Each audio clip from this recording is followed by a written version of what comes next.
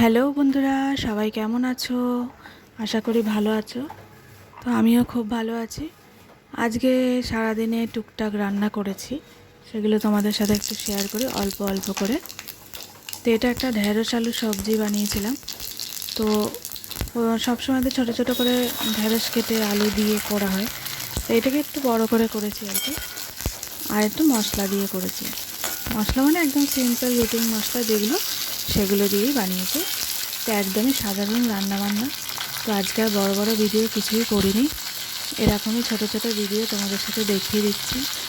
তো তোমরা একটু দেখো, দেখে একটু কমেন্ট করে জানিও যে কেমন লাগে তোমাদের আমার রান্নাবান্না। যদি ভালো লাগে তাহলে একটা লাইক কমেন্ট করে দিও, আর একটা সাবস্ক্রাইব করে আমার পাশে থেকো বন্ধুরা। দেখো, ঢেঁড়সগুলোকে আমি প্রথমে সর্ষের তেল দিলাম, তাতে পাঁচফোড়ন দিয়েছি। পাঁচফোড়ন দিয়ে ঢেঁড়সটাকে একটু নুন আর হলুদ দিয়ে ভাজা ভাজা করে নিলাম হালকা করে। তারপরে এই যে লম্বা করে কেটে রেখেছি আলুগুলো, এগুলোকে আমি দিয়ে দিয়েছি। দিয়ে ভালো করে নাড়াচাড়া করে আমি এটাকে চাপা দিয়ে রেখেছিলাম। তো তারপরে একটু নুন তো লাগবেই, আরও নুন টুন নিজের স্বাদ মতো, যা আমি তো আন্দাজ করেই সব কিছু করি নিজের মতো করে। তো একদমই সিম্পল রান্না। তো সবার ঘরে ঘরেই হয় এরকম, তো আমারও হয়েছে, নতুন কিচ্ছু নেই। তো দেখো, তাতে একটু মশলা দিয়ে দিলাম, একটু জিরের গুঁড়ো দেবো, একটু লঙ্কার গুঁড়ো দেবো, আর নুন হলুদ সামান্য একটু মিষ্টি দিয়ে দেবো, ব্যাস। এই হলো আমার রান্না।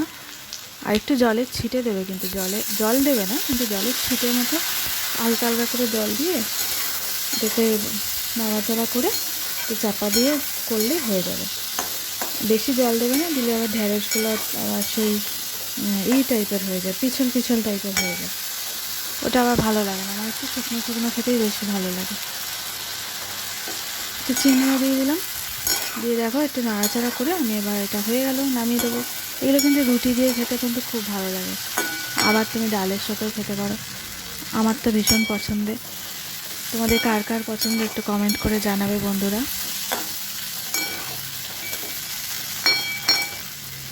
তো এই রান্নাটা তো হয়ে গেল, এবার আরেকটা রান্না করব, যেটা আমি আরেকদিকে করতে থাকছি। সেখানে হচ্ছে ডাঁটা, সজনে ডাঁটা আলু দিয়ে পোস্ত করব।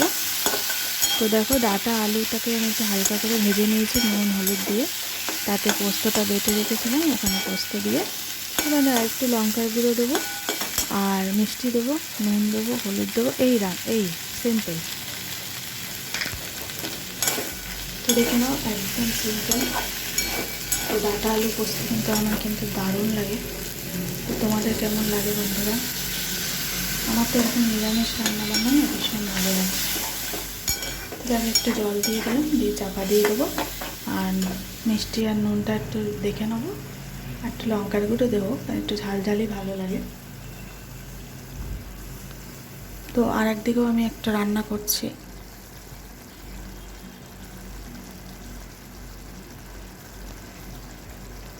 তো একটু একটু করে ভিডিওগুলো করেছি বন্ধুরা, বেশি বড় করিনি, কারণ একদমই সিম্পল জিনিস, সবাই করতে পারো।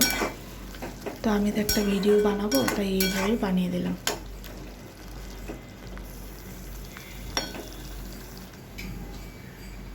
দেখো, ভালো হয়েছে, একদম শুকনো করে দিলাম। আমার তো দারুণ লাগে এসব খেতে, তোমাদের কেমন লাগে জানাবে। তো আরেকটা কড়াইয়ের মধ্যে আমি বসিয়ে দিয়েছি। এটা হচ্ছে শুক্তো বানাচ্ছি, এটা হচ্ছে দুধ শুক্তো। এর রেসিপিটা আমি তোমাদের সাথে পরে শেয়ার করব।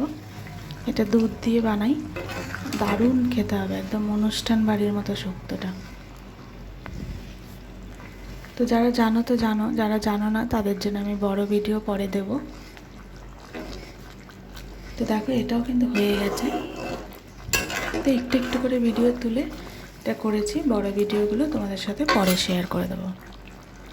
তো কেমন হয়েছে বন্ধুরা দেখো, দেখে কিন্তু কমেন্ট করতে ভুলবে না কেমন, আর লাইক কিন্তু অবশ্যই করো।